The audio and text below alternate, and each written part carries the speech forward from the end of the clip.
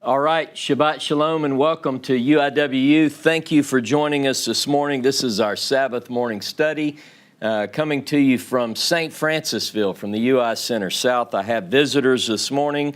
They have all elected to sit on one side of the room, and so it's throwing me off because I'm talking to an empty camera as I often am, but I can't look over to the audience. So it's kind of, but anyway, so welcome. Thank you for joining us. I'm excited about today's class. I'm excited about every opportunity that I have to share a message from Scripture with people. So we are in our third class in our series on the Torah. And before I get into that, I wanted to make a special announcement. I received this morning a text from Dr. James Tabor. Many of you who have been introduced to his work on the original Bible project, what is now called the Transparent English Version, this particular Bible, the Transparent English Bible, the release is official now of the book of Genesis. You can get the book of Genesis now on Amazon in print or Kindle. So I'm excited about that. I think I may have been the first one to order it last night, so you can be second. But please, if you're interested in a very literal rendering of the text, the beautiful stories that we've fallen in love with from Genesis, now I think in perhaps the best translation in English, certainly the most literal. It helps you to feel the text. But I encourage you to get that. I'll be posting that link on our Facebook page, our Facebook group, and so forth. So, but stay tuned. I'm hoping that some of you, maybe James is on, and he might post that link now. But I encourage you to get it. I'm excited about it. So, third class. I see that some of you are still with us, and I'm pleased to see that because we're going to get into some very important material. In class 1 of this series, I talked about fundamentalism and how many of us have come a long way.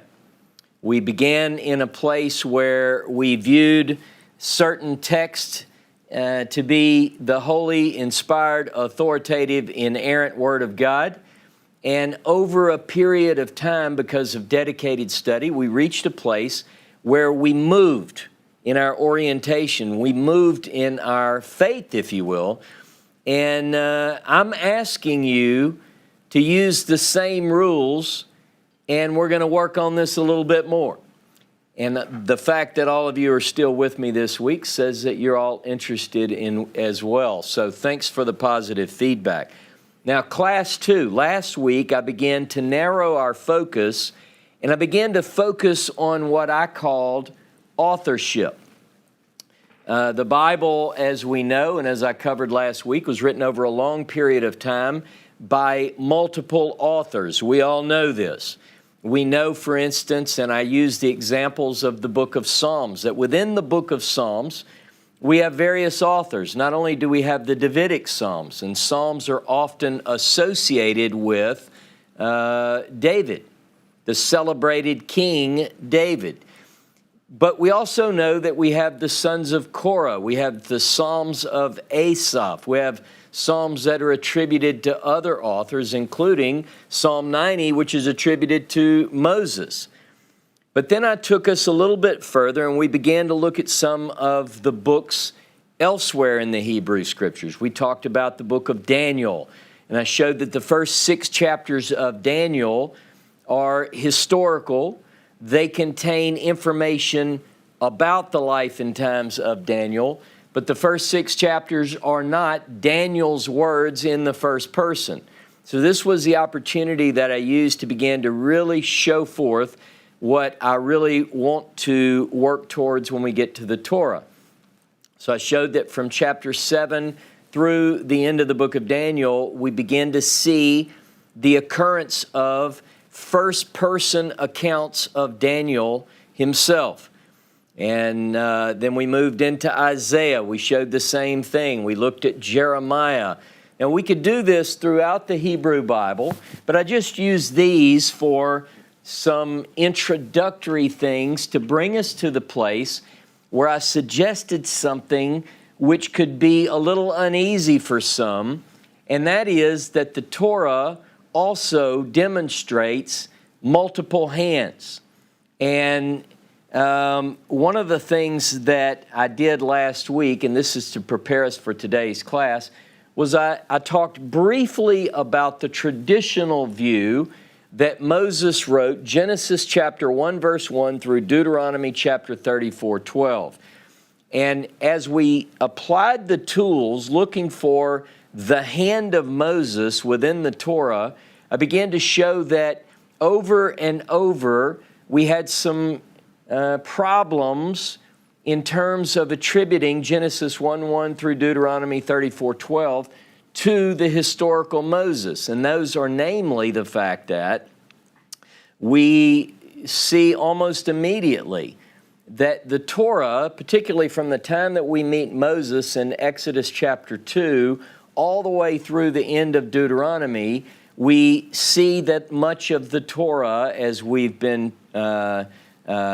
have traditionally attributed the word Torah to the 5 books, the Pentateuch, we saw that most of it is written in the third person. And the Lord spoke unto Moses, Jehovah spoke unto Moses, and so forth. And Jehovah said unto Moses and Aaron, all third person.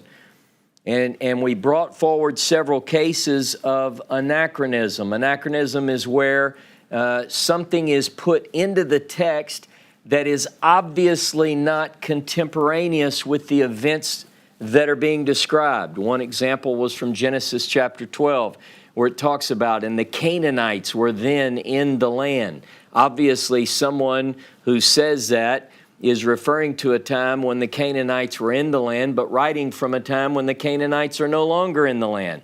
We talked about several other examples which would be difficult for one to make an honest assessment and say that Moses wrote. Some of those examples that I gave were Moses himself. In Numbers chapter 12, we're told that he is the meekest man in all the land, or the humblest man in all the earth, however you translate that, which is typically not something that the meekest man in all the earth would write of himself. We talked about the death of Moses in Deuteronomy chapter 34, where it records that Moses died and was buried. So we worked through all of those. We worked through some geography issues, and I wanted to stress, and also again today, that the point of these classes is to zero in on the subject of authorship. So rest assured, I'm not at this point addressing inspiration, nor am I talking about or against the revealed character of the text, right? You understand that? We're talking authorship. So again, today, and even more so, I want to take this subject of authorship a little bit further. And I want to remind people that I am representing a conservative view. Dr. Tabor tells his students this all the time. You know, a lot of times we look at someone who is well studied, particularly someone like Tabor with a PhD from University of Chicago, celebrated author, and we go, he's just a liberal scholar. We're talking about liberal and conservative. If you're sticking to the text, you are the conservative. You're the one who is bound by the text themselves. Liberal means loose or free. I'm not being loose and free with the text. I'm not trying to make something work that's not exhibited in the text. What I'm doing is sticking to the text itself. So I'm the conservative here. Everybody say Ross is a conservative here. All right. So according to the Bible, my question today is, what did Moses write? This is a question that we should have as we've gone through classes 1 and 2. what did Moses write? The traditionalists have one view. The academic world, over time, became more and more to the point where they would attribute less and less to Moses himself. Over the centuries, less and less was given the nod as something that Moses has written. But as a conservative, as someone who's sticking to the text, I want to start there. I want to say, what does the Bible say that Moses wrote? So I want to begin today's class with Deuteronomy chapter 31, which is where I left off last week. I want to start with Deuteronomy 31, and then we'll go forward from there. So if you'll join me, Deuteronomy 31, and I want to read beginning in verse 24. And it came to pass, when Moses had made an end of writing the words of this Torah in a scroll, in a book is what it usually says in English, until they were finished, that Moses commanded the Levites who bore the ark of the covenant of Jehovah, saying, take this book of the Torah and put it inside, in the side of the ark of the covenant of Jehovah your God, that it may be there for a witness against thee. And it continues. So one who looks at this text could say, aha, it says very clearly that Moses wrote the Torah and he gave it to the Levites and said, put this in the side of the ark. Case solved. But I want you to recognize what I pointed out last week. This is not talking about the Torah as we have come to define the Torah. And a couple of clues lead me to that conclusion. Number one, it's in the third person. Number two, we still have 3 chapters left in the Torah. So Moses finishes writing the Torah, whatever this Torah is that's described in Deuteronomy 31, and he hands it. I want to know what's in that scroll. I want to know what Moses wrote in that little scroll that he gave to the Levites. I want to know what was in it. I want to know what's not in it. And I hope that you do as well. Furthermore, I want to know, what was it called? What do you call this little scroll that Moses wrote that he gave to the Levites? Okay, so prepare yourself today. Hopefully you are ready, because I certainly am ready to cover quite a bit of material today.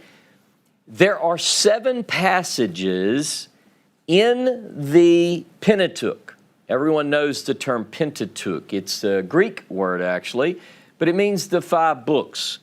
And so within the 5 books, traditionally called the Torah, Genesis, Exodus, Leviticus, Numbers, and Deuteronomy, within the Pentateuch, there are 7 references of Moses writing something. By the way, in order to prepare for this study and this research that I'm working on, I looked up every occurrence of the verb write. And there are, I think if I'm recalling, I don't have it in my notes, like 287 references to writing within the Hebrew Bible itself. So these people who suggest that it's an illiterate society and so forth, they obviously haven't truly studied. There's quite a bit of extensive material out there that talks about the vast amount of literacy in the ancient world. So put that aside. There are 7 references to Moses writing something. So I want to know what Moses did write. You with me? Exodus chapter 17. Let's work through these. Exodus chapter 17 and verse 14. Exodus 17:14. Now you know, typically I'll be reading a lot more in context, but I want to cover quite a bit today, so I hope you'll be gracious to me on this point. Exodus 17:14, and Jehovah said to Moses, write this for a memorial in a book, and rehearse it in the ears of Yehoshua, that I will utterly blot out the remembrance of Amalek from under the heaven.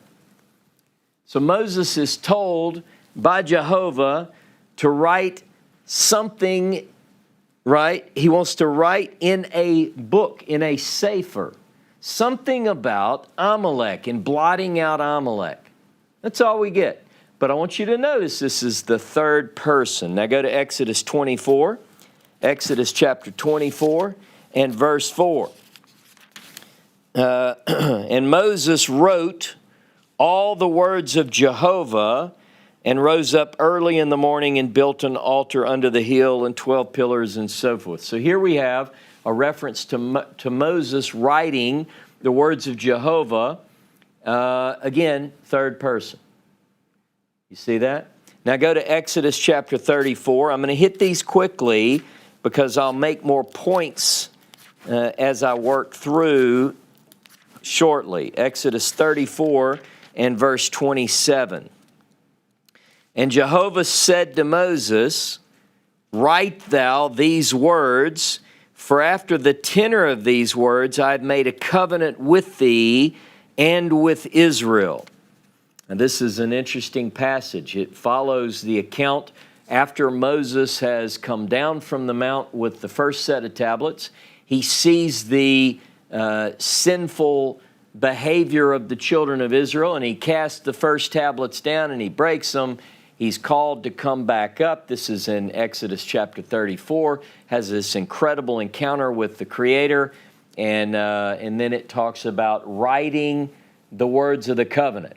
Okay, so we've got Moses writing something about Amalek as a memorial in a sefer. We've got Moses recording the words of Jehovah in a sefer. We've got an account of Moses recording the words of a covenant in a sefer, all third person. Go to the book of Numbers, chapter 33. Numbers, chapter 33. And here, this, by the way, is one of the passions of my life, and it deals with the wilderness itinerary of the tribes. In fact, I'm glad Jodelle is here because I was able, after months and months, to return a book from her that I borrowed from her. Don't forget that book, Jodelle. Numbers chapter 33. These are the journeys of the children of Israel who went out of the land of Egypt with their armies under the hand of Moses and Aaron. And Moses wrote their goings out according to their journeys by the commandment of Jehovah, and these are their journeys, and so forth. Numbers chapter 33, verse 2 says that Moses wrote an account of the journeys in the wilderness. Third person, Numbers chapter 33. And that brings us to the final three. Mentions of Moses writing something. Go with me back to Deuteronomy chapter 31. Chapter 31 and verse 9. Deuteronomy 31:9. It says, and Moses wrote this Torah and delivered it to the priests, the sons of Levi, who bore the ark of the covenant of Jehovah, and to all the elders of Israel. And Moses commanded them, saying, at the end of every 7 years, in the time of the year of release, in the feast of booths, when all Israel has come to appear before Jehovah your God, in the place which he shall choose, you shall read this Torah before all Israel in their hearing. Gather the people together, men, women, children, strangers that is within your gates, that they may hear and they may learn and fear Jehovah your God, and observe to do all the words of this Torah, and that their children who have not known anything may hear and learn to fear Jehovah your God as long as you live in the land whither you go over the Jordan to possess it. Now, a couple of questions come from this.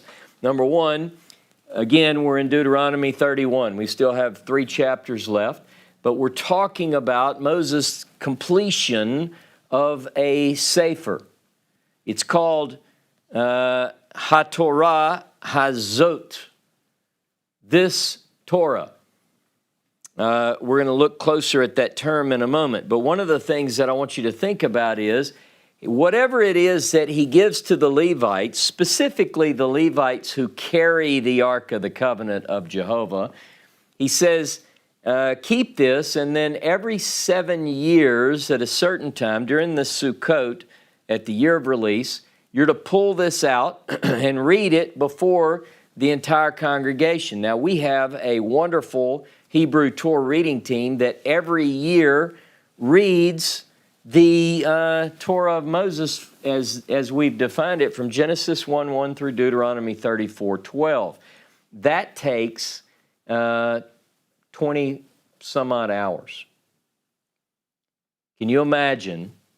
You bring your kids and you go, okay, kids, we're going to go do a reading of the Torah, this Torah. And you guys might want to bring a snack. Here's the thing. The question becomes, what was it that Moses gave to the Levites? What was it that was kept in the side of the ark? What was it that's described herein that's completed to its very end, even though Deuteronomy is not finished yet? And what was it that was read in the hearing of all the people? These are questions. These 7 examples, the next 2, Deuteronomy 31 and 22, says that Moses wrote a song. And then in verses 24 through 26, which I read at the opening of my class, it says again, just to underscore this, that Moses wrote the entire Torah to its end and so forth. Now, Exodus 17:14, third person account, says, Moses, I want you to write this in a sefer about Amalek. Go with me to Deuteronomy chapter 25. Deuteronomy chapter 25. And by the way, in Deuteronomy, as we pointed out last week, we have a lot of first person. But in Deuteronomy chapter 25, beginning in verse 17, there is something about Amalek recorded in a sefer. It says, remember what Amalek did to you by the way. When you were come out of Egypt, how he met you by the way, smote the hindmost of thee, all that were feeble in thy rear, when you were faint and weary, and he feared not God. Therefore it shall be, when Jehovah your God has given you rest from all your enemies round about in the land which Jehovah your God gives you for an inheritance to possess it, that you shall blot out the remembrance of Amalek from under heaven, you shall not forget. Exodus chapter 17:14 and following says, write this in a sefer. It's told in third person. Deuteronomy 25:17 through 19, the act is actually done. It is written in a sefer in Deuteronomy 25. In Exodus chapter 24, verse 4, it says that Moses wrote the commands of Jehovah, specifically commands associated with a covenant. Now, in context, when we go down to chapter 34, verse 27, where it also says that Moses is to write the commandments of Jehovah, that's an interesting narrative because it's a bit confusing. I'm not going to go into this at this time because it's going to come into another class. But if you read Exodus 34, particularly verse 27 and 28, it's a little bit unclear as to who's doing the writing. But I want to stress one point about Deuteronomy. Deuteronomy does record the commands of the Lord. In fact, it has a version of the 10 words with variations, as we pointed out in our series on the 10 words a few weeks ago, with that which is found in Exodus. Deuteronomy is often considered a second law, secondary in nature, as if it's derivative from other books like Exodus, Leviticus, Numbers, and so forth. But that's not the case. Deuteronomy is not derivative. I would put forward a couple of claims in that regard, but initially only this, and that is that Deuteronomy contains, get this, more than 100 laws that are not found elsewhere in the Torah. More than 100 laws that are not found. Now, in Numbers chapter 33, we're told that Moses recorded the travel, sort of a travel log, the stops of the children of Israel in the wilderness.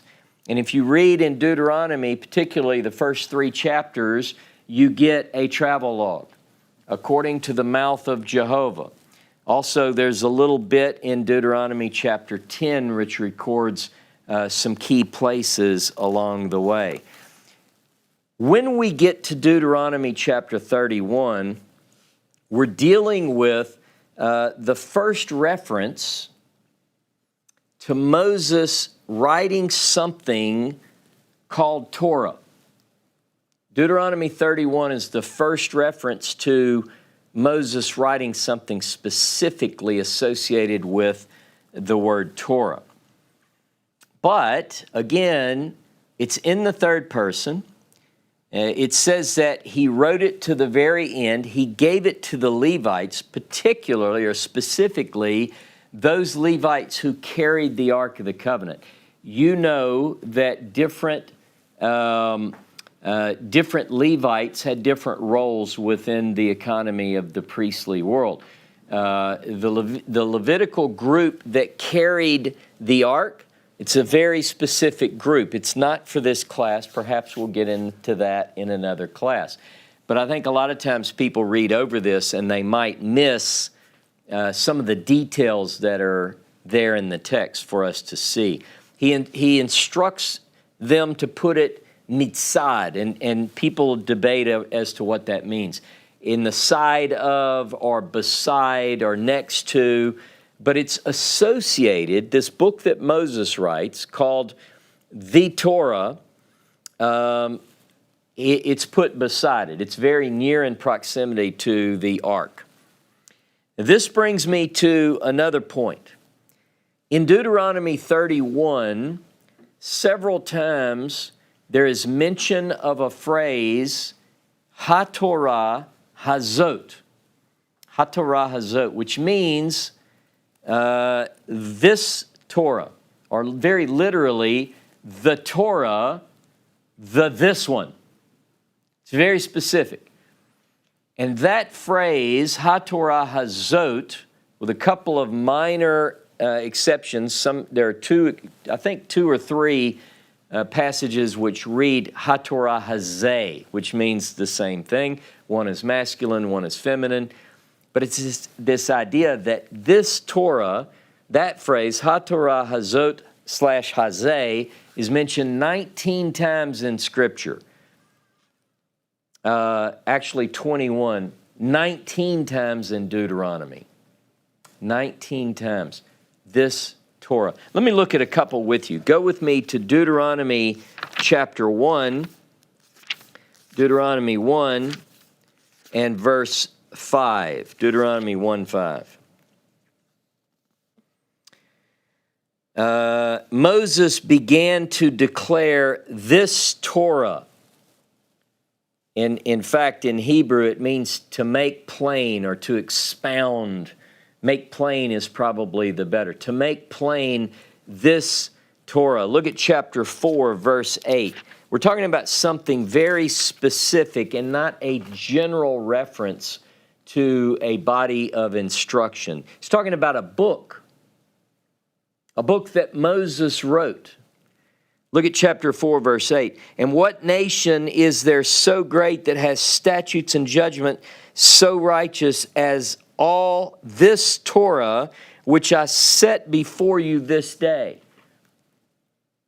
Moses is speaking first person, and he's talking, it's almost as if he's saying, what nation is so great as a nation that has all these great, as this Torah which I'm putting before. You see, he's referring to something in hand, something very specific. Let me just look at a couple more with you. Again, there are 19 references. I'm not going to go through all those. Everyone say amen. Deuteronomy chapter 27 and verse 3.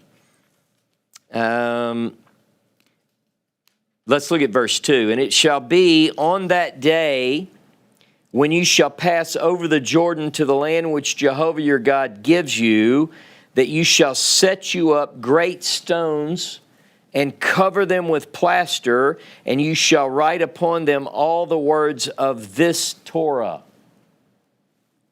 When you are passed over, that you may go to the land, and so forth. So the question becomes, what is it that they are to write on the stones covered in plaster? Is it Genesis 1:1 through Deuteronomy 34:12? That's a lot of writing. Or is it something smaller?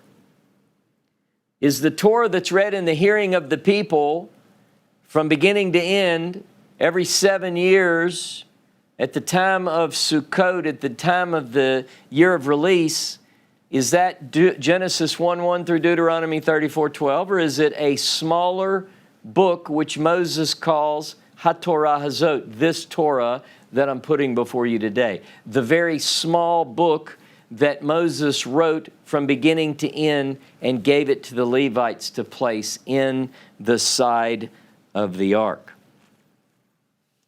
Now I'm going to get more specific. We're talking about what Moses wrote.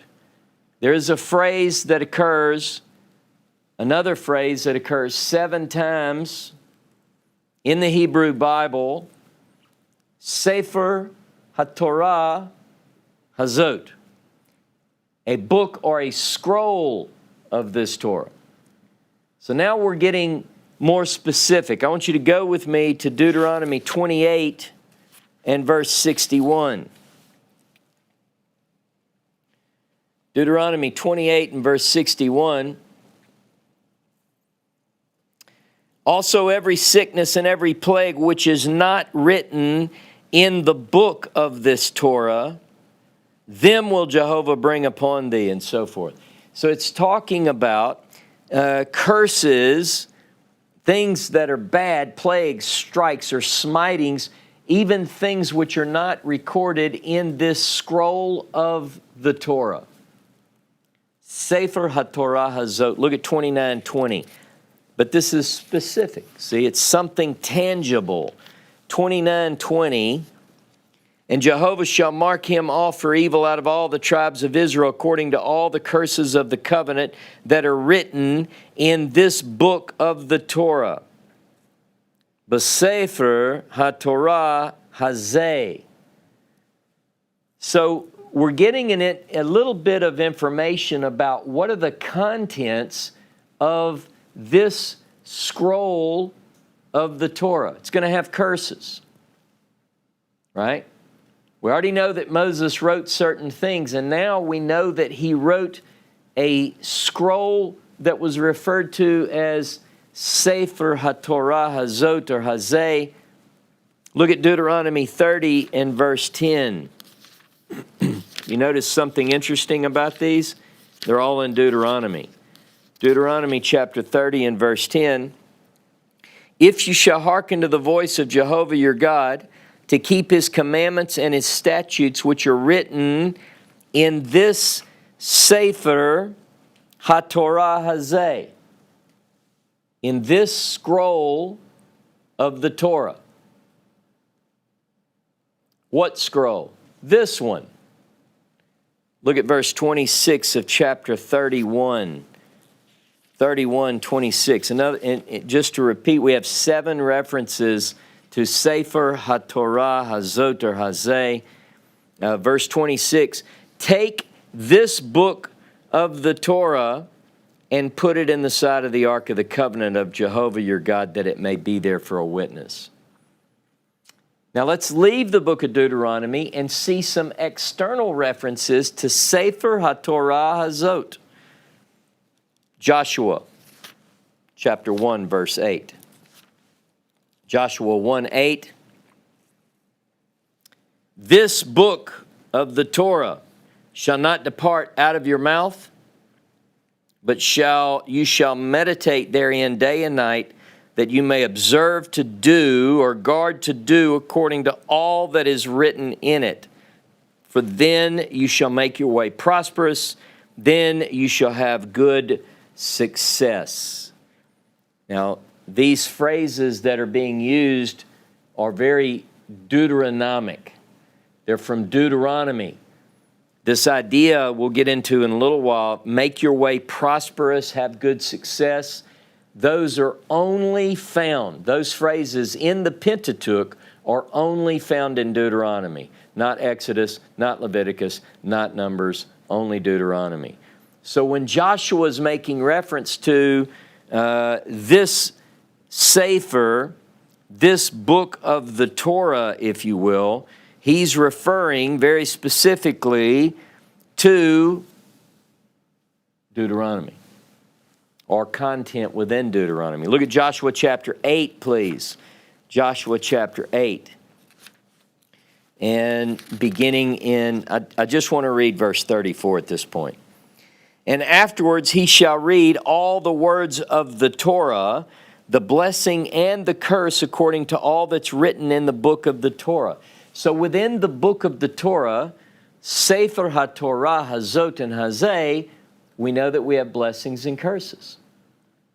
Right? Now I want you to go to the book of Nehemiah,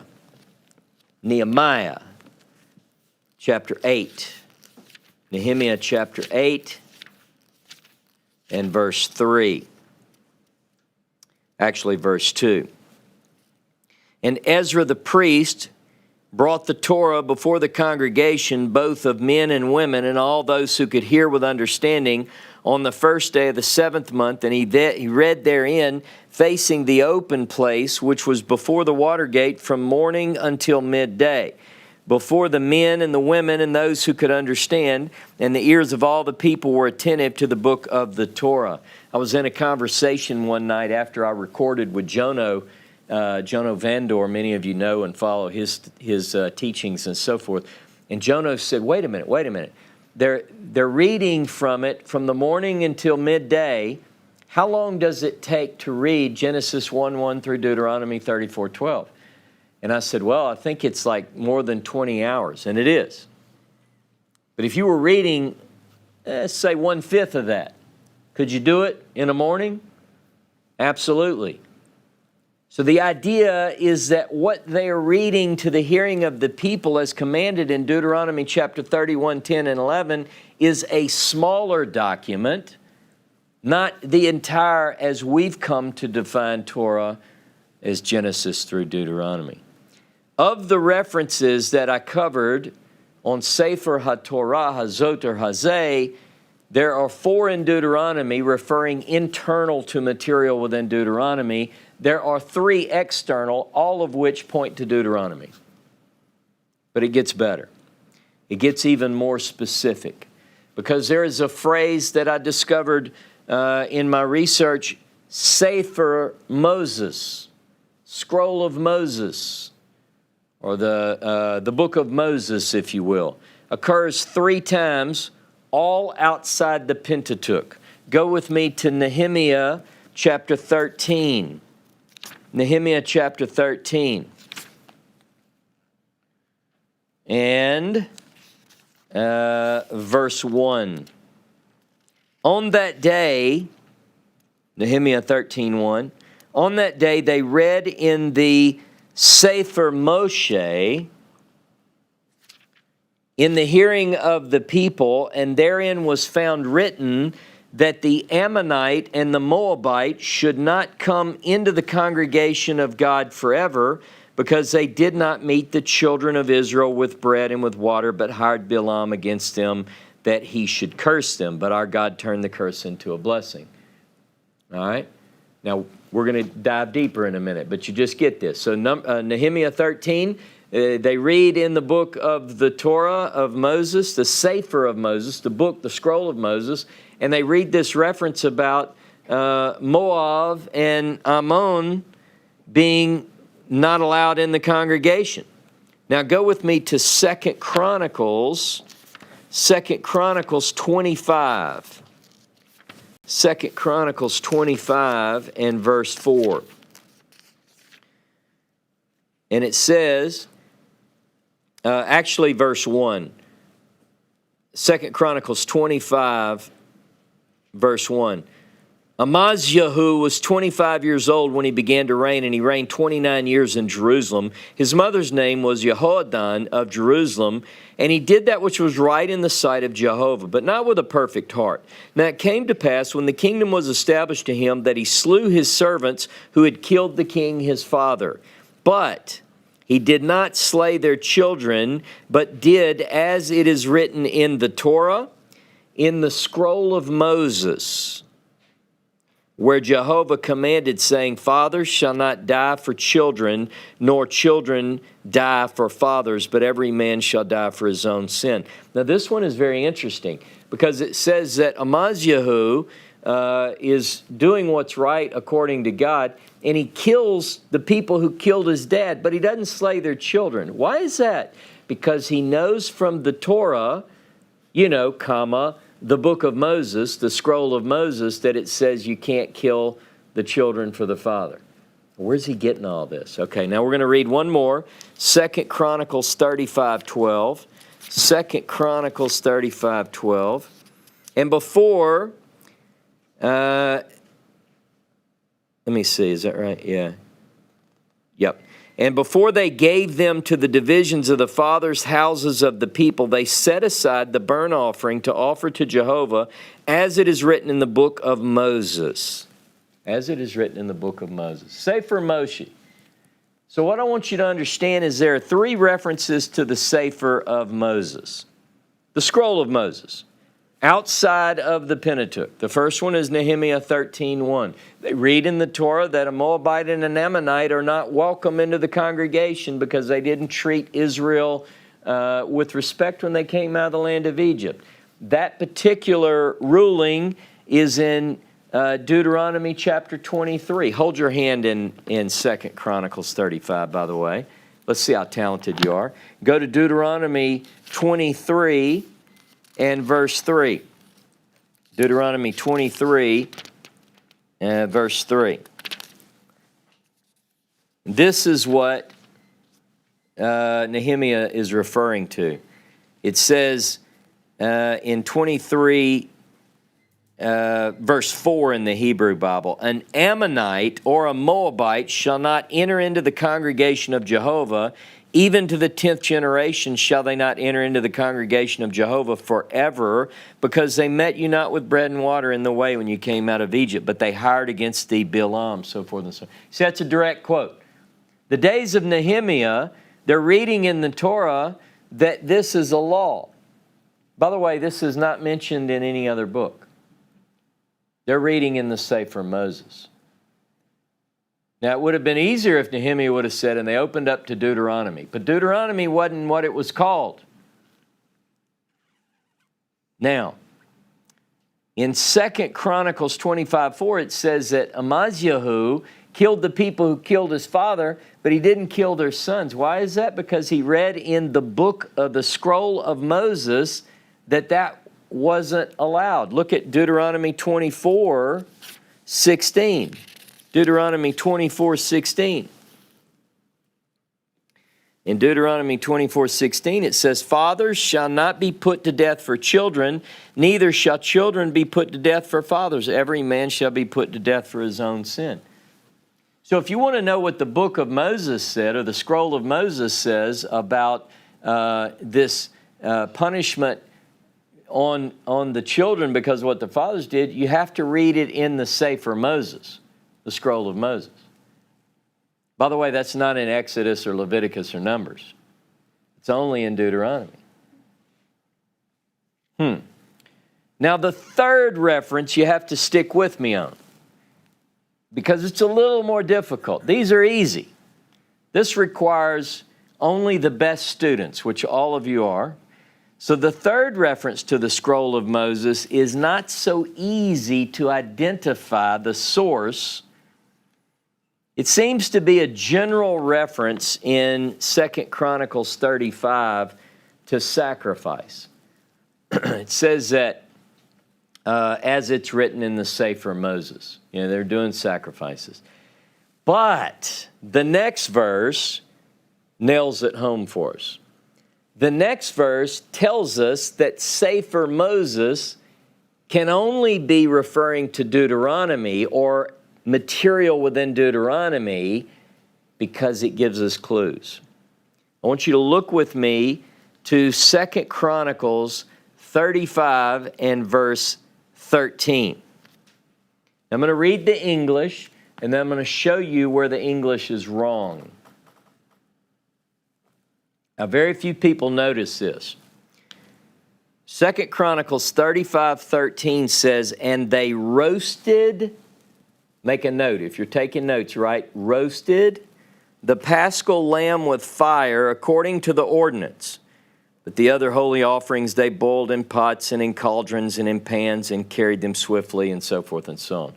Now I want you to skip down. I want you to remember that it says that they roasted the Passover. We all know you're supposed to roast the Passover, right? It's how you cook it.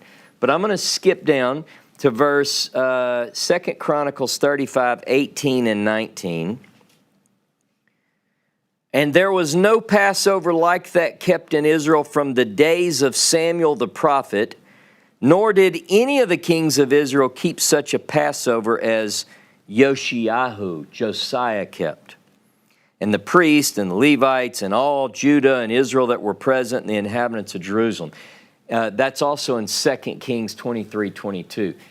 There is a point being made that never since the time of Samuel the prophet has a Passover been kept like this one.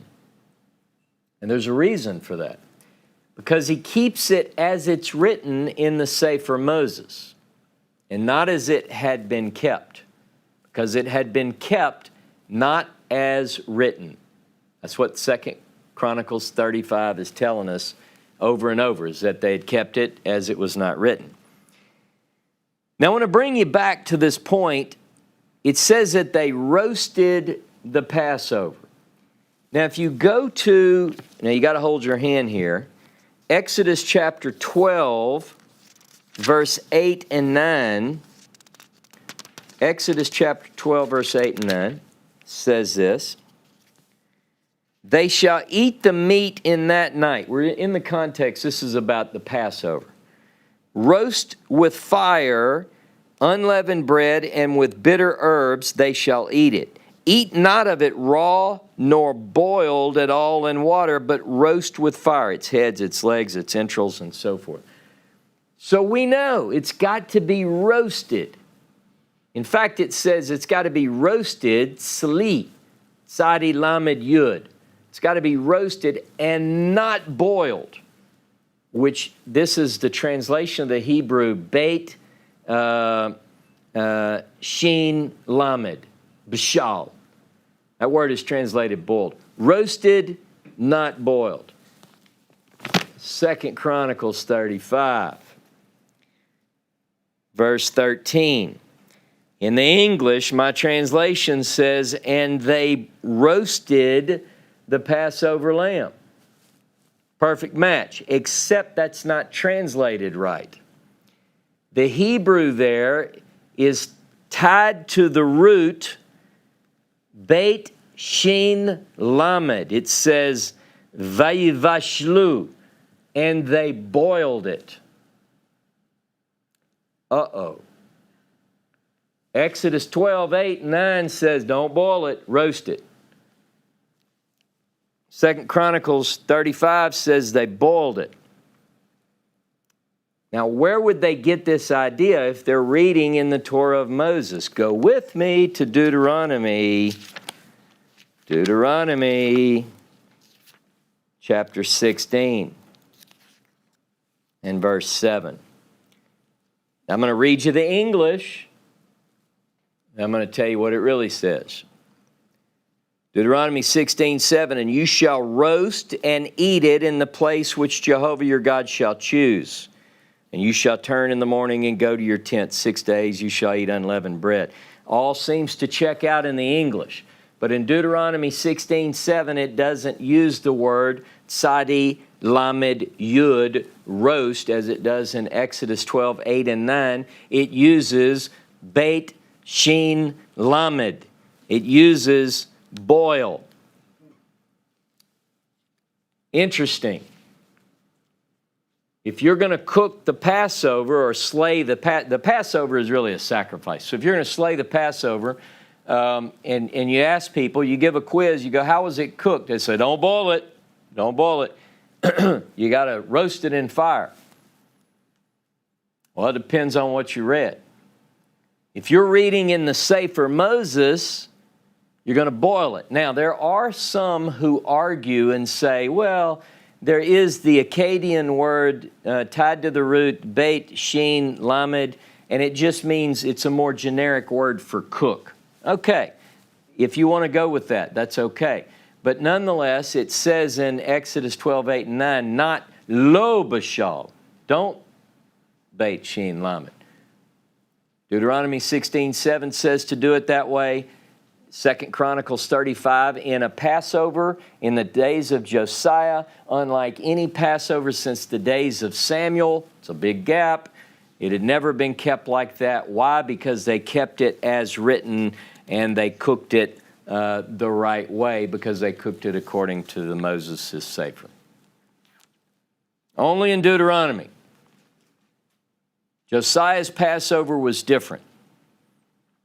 They did it according as it was written in the scroll of Moses. All three of the references to Sefer Moshe all point exclusively to Deuteronomy. But wait, there's more. So far, we've covered 7 references to what Moses wrote, or Moses writing something. All of those are in the book of Deuteronomy. They're said elsewhere at times, 4 times elsewhere, but they all point to content in Deuteronomy. The phrase, this Torah, HaTorah Hazot, HaTorah Hazeh, all of which point to content in Deuteronomy exclusively. The phrase, this Sefer Torah, Sefer HaTorah Hazot or Hazeh, all 7 references point us exclusively to content within Deuteronomy. Sefer Moses, 3 occurrences, all point to Deuteronomy. Now, let's examine the biblical text, particularly a phrase that is in Hebrew, Torat Moshe, the Torah of. So Torat is in what we call the construct state. So if you see Torat Moshe, which is what we're looking at now, that phrase means the Torah of Moses, the instruction of Moses. And by the way, this phrase, Torat Moshe, occurs 14 times in the Hebrew Bible. All 14 occurrences occur outside of the Pentateuch, outside of the 5 books. 14 times it says Torat Moshe. Go with me to Joshua chapter 8. Joshua 8 and verse 30. And then Yehoshua built an altar to Jehovah, Elohei Yisrael, God of Israel, in Mount Ebal, as Moses, the servant of Jehovah, commanded the children of Israel, as it is written in the book of the Torah of Moses. Pretty specific, right? As it is written, B'Sefer Torat Moshe, the scroll of the Torah of Moses. Now, where is it written? Where is this written in the book of the scroll of Moses? Deuteronomy 27. Go look with me. Deuteronomy 27, verse 4 and 6. 4 through 6. Deuteronomy 27, beginning in verse 4. And it will come to pass, when you've gone over the Jordan, that you shall set up these stones which I command you this day in Mount Ebal, and you shall cover them with plaster, and you shall build an altar to Jehovah your God, altar of stones. You shall not lift up any iron tool upon them. You shall build the altar of Jehovah your God of whole stones. Offer the burnt offerings upon it to Jehovah your God, and you shall offer peace offerings, and shall eat there and rejoice before Jehovah your God. And you shall write upon the stones all the words of this Torah very plainly. What Torah? Sefer Moses. What we call content within Deuteronomy. The reference in Joshua 8 to Sefer Moses only points us to one book, and that is content within the book of Deuteronomy. Go with me to Joshua 23. Joshua 23 and verse 6. 23 and verse 6. And it says, "Be therefore very courageous to keep and to do all that is written in the book of the Torah of Moses." And the book of the Torah of Moses is B'Sefer Torah Moshe. The Torah of Moses, the scroll of the Torah of Moses. Do everything according, look, that you turn not aside from it to the right hand or to the left. By the way, that phrase, right or left, is used in Scripture only in Deuteronomy within the 5 books. So when it's talking about keep and do all that's written in the scroll of the Torah of Moses, it's talking about content within Deuteronomy because it's using Deuteronomy's language. An example would be, I'll give you a couple of these. Deuteronomy 5, verse 32, if my notes are right. And to the right or to the left. See, I should have looked. Oh, yeah, here we go. It's 29 in Hebrew. "You shall observe to do, therefore, as Jehovah your God has commanded you. You shall not turn aside to the right hand or to the left. You shall walk in all the ways which Jehovah your God has commanded you, that you may live and it be well with you," and so forth and so on. That's also the phrase, don't turn to the right or the left. We think it's everywhere. But in the Pentateuch, it's only in Deuteronomy. It's only in the Sefer Moses, the Torah of Moses. Deuteronomy 5:29, chapter 28, verse 14, chapter 17, verse 11, chapter 17, verse 20. I'm just giving you the references. It's only Deuteronomy, though. Now go with me to 1 Kings chapter 2 and verse 3. 1 Kings 2. In verse 3, we're looking at the phrase Sefer Moses, the book, the scroll of Moses. 2 Kings 2:3. And it says this. Get to it. Here we go. Let me back up to verse 1. 1 Kings 2:1. "Now the days of David drew near that he should die, and he charged Shlomo, Solomon his son, saying, I go the way of all the earth. Be thou strong, therefore, and show yourself a man. Keep the charge of Jehovah your God, to walk in his ways, to keep his statutes and his commandments and his judgments and his testimonies, as it is written in the Torah of Moses, that you may prosper in all that you do and whithersoever you turn yourself, that Jehovah may continue his word which he spoke concerning me," and so forth. Where it says, walk in his ways, as it says in the Torah of Moses, or the book of Moses, the scroll of Moses, that's only speaking about Deuteronomy, because the phrase walk in his ways is only found in the Pentateuch in Deuteronomy.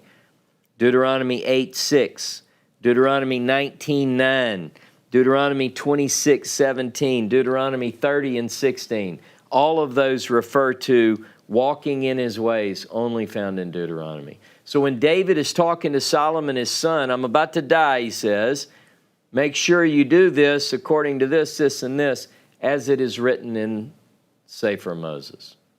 Walk in his ways, Deuteronomy. Also where it says that he may succeed or prosper, that phrase too is only in Deuteronomy. By the way, let's look at that. Let's look at a couple of those. Go to Deuteronomy 8:6. Deuteronomy 8:6. Therefore, you shall keep the commandments of Jehovah your God, to walk in his ways, to fear him. For Jehovah your God brings thee into a good land, and so forth. You see that walk in his ways? Now go to chapter 19, verse 9. I started to just give you the references, but let's look at a couple of them. 19, verse 8. And if Jehovah your God enlarge your border as he has sworn to your fathers and give you all the land which he promised to give to your fathers, if you shall keep all these commandments to do them, which I command you this day, to love Jehovah your God, to walk ever in his ways, and so forth. Now let's get one of those succeeding. Look at Deuteronomy 29. Deuteronomy 29 and verse 9. Verse 8 in Hebrew, I believe. 29:9. Keep therefore the words of this covenant and do them, that you may prosper in all that you do. Okay? Now, another reference to Sefer Moses, go to 2 Kings 14 and verse 6.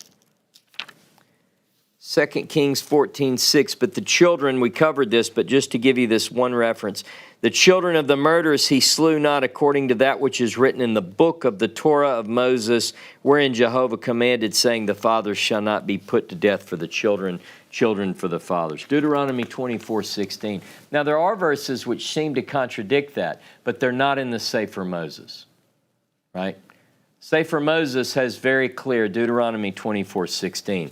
Now go with me to the book of Malachi. To Malachi and chapter 3, verse 22 of Malachi. Malachi 3:22 or 4:4 if you're in English.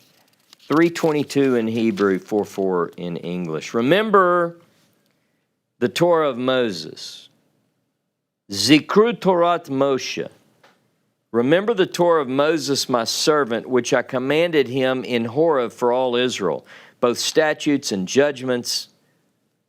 What is it that Malachi is telling us we need to remember here? Is he talking about Genesis 1:1 through Deuteronomy 34:12? Well, we have a couple of clues.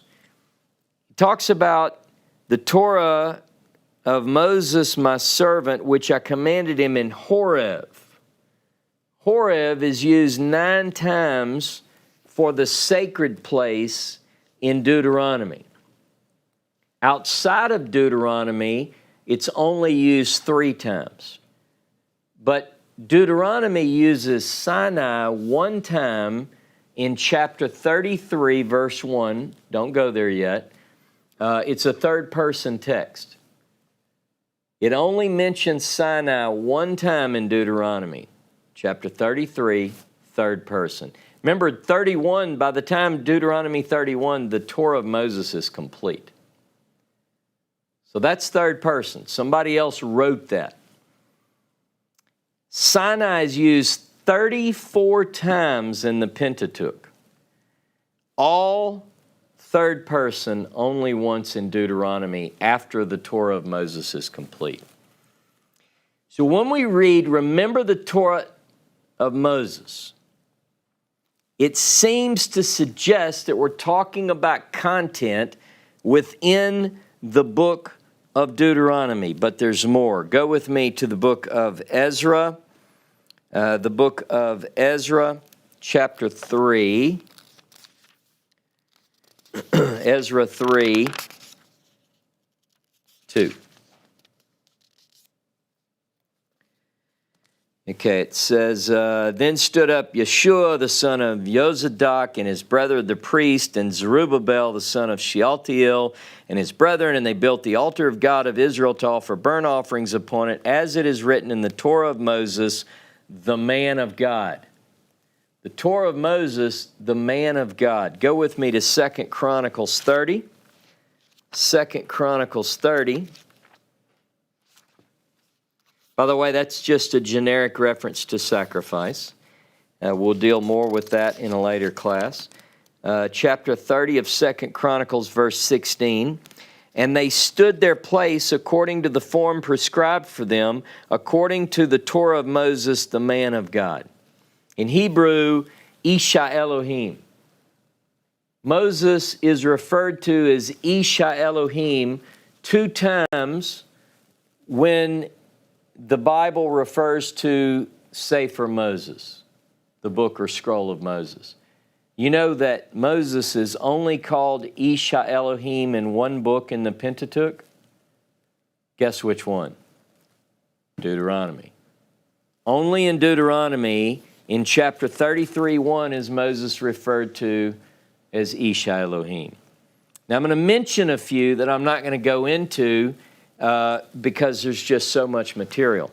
Because I tell you, there are 14 references to Sefer Moses in the Hebrew Bible. In Daniel chapter 9, we read about a prayer of Daniel. Read the prayer. It's beautiful. Daniel chapter 9. Remember, Daniel chapter 9 records first-person words of Daniel. Now, in verse 11 and 13, he's talking specifically about the Torah of Moses, the Sefer Moses, but he says that there are curses. He mentions how the calamities and curses have come upon us. He's pointing us to Deuteronomy. In Ezra chapter 7 and verse 6, it says that Ezra is a skilled scribe, or a scribe skilled in the Torah of Moses. But it's just a general. It doesn't give us any clue as to what book, but, just general. Look with me, though, to Nehemiah 8. Nehemiah 8 and verses 1 and 2. When the 7th month came and the children of Israel were in their cities, all the people gathered themselves together as one man into the open place that was before the water gate. They spoke to Ezra the scribe to bring the Sefer, the scroll of the Torah of Moses, which Jehovah had commanded to Israel. And Ezra the priest brought the Torah before the congregation, both of men and women, and all those who would hear and understand, upon the first day of the 7th month. And he read therein, facing the open place, which was before the water gate, from morning until midday. Before men, women, and those who could understand, the ears of all the people were attentive to the book of the Torah. And Ezra the scribe stood on a platform, and so forth. And this particular reference is referring to the Sefer Moses. It's read in public, which is only commanded in Deuteronomy. 2 Chronicles 23:18, I'm not going there either, but you'll have it in your notes. It just gives us a general reference, as written in the Torah of Moses. Now there's one more, but you don't get it this week. There's one more. The best one I saved because it sets up for next week. One passage left that mentions Sefer Moses, but that's for next week. You got to tune in next week, because now we're going to really begin to go more into this. So here's a recap for you, though. This ought to be enough for one day. A recap is that whenever the Bible speaks of Moses writing something, we have 7 references. Only 7 references speak of Moses writing something, all 7 of which point to Deuteronomy. They're all in the third person. They all point, without exception, to material that we find in Deuteronomy. Whenever we read of HaTorah Hazot or Hazeh, which is 19 times in Scripture, all point to Deuteronomy. And all but 2, there's a reference in Numbers and a reference in Joshua that also mention HaTorah Hazot Hazeh, and they all point to Deuteronomy as well. Whenever you read of Sefer HaTorah Hazot, or this book of the Torah, by the way, there are 7 references, 4 in Deuteronomy, 3 outside, all point to content in Deuteronomy. Whenever you read of Sefer Moses, the scroll of Moses, 3 times in the text, all point to content that's exclusive in Deuteronomy. And remember, one of them is kind of tricky. Some of you didn't know that you have to boil the Passover. If you read Deuteronomy chapter 16, verse 7. Go look that up, by the way. That's a good one. Torah of Moses, 14 times in Scripture, all provide us clues and evidence which point to Deuteronomy, because it uses words and phrases like don't veer to the right or the left, you shall walk in all his ways. All of that is language which is Deuteronomy language. Now, Moses did write something. I'll leave you with this. Look at Deuteronomy 33. Deuteronomy 33 and verse 1. This is the blessing which Moses, the man of God, blessed the children of Israel before his death. You notice this is third person. And he said, Jehovah came from Sinai and rose up from Seir to them. He shone forth from Mount Paran.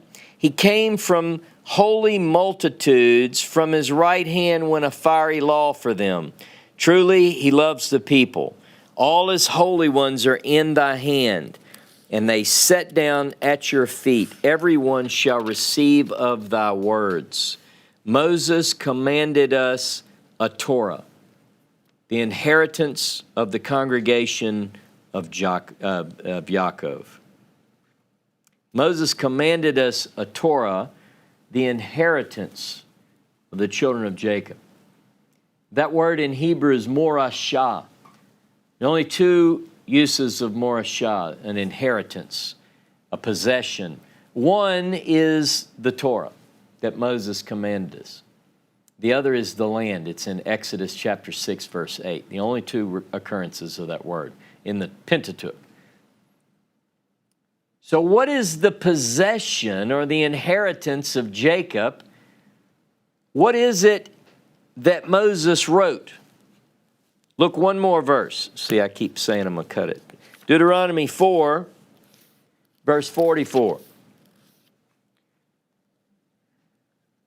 And this is the Torah which Moses set before the children of Israel. These are the testimonies and the statutes and the judgments which Moses spoke to the children of Israel after they came forth from Egypt. Ladies and gentlemen, what did Moses write? What was in this Torah? HaTorah Hazot, HaTorah Hazeh. What was in this Sefer Torah, this book or scroll of Torah? What was in the Sefer Moses, the scroll of Moses? What was in the Torah of Moses? Join me next Sabbath, and we'll take this a little bit further. Shabbat Shalom, Shavua Tov. Have a beautiful week, and don't miss next week's class.